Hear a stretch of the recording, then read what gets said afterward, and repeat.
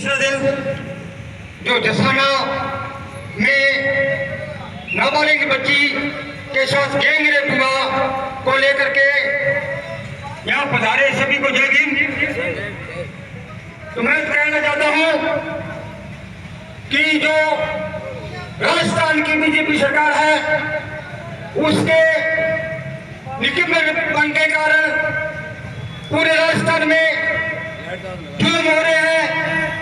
ये प्रकरण आ रहे जोधपुर में परसों की बात है, एक लड़की के साथ मारपीट हुई, पूरे परिवार को पीटा गया और उन्होंने थाने में अपील की लेकिन कोई सुनवाई नहीं की।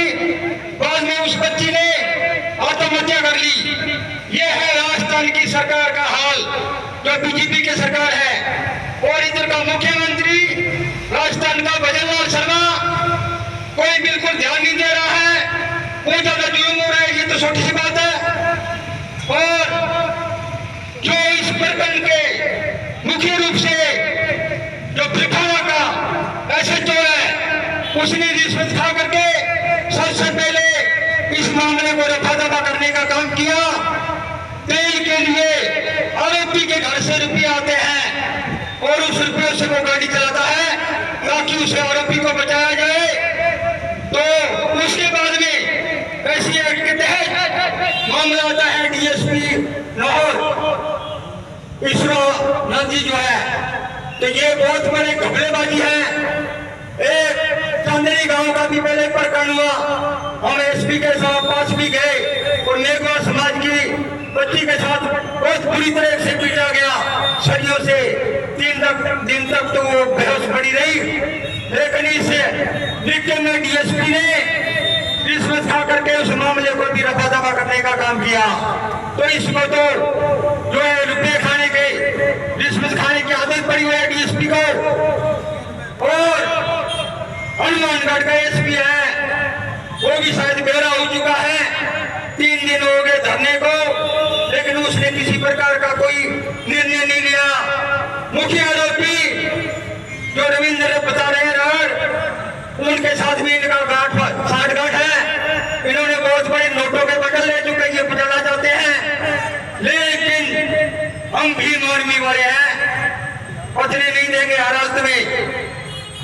अगर उसने लीगल भी लिया तो बाहर निकलवा लेंगे हम। बहुत जो है भीम आर्मी भारत का सबसे बड़ा संगठन है, किसी को लेकर नहीं रहते हैं।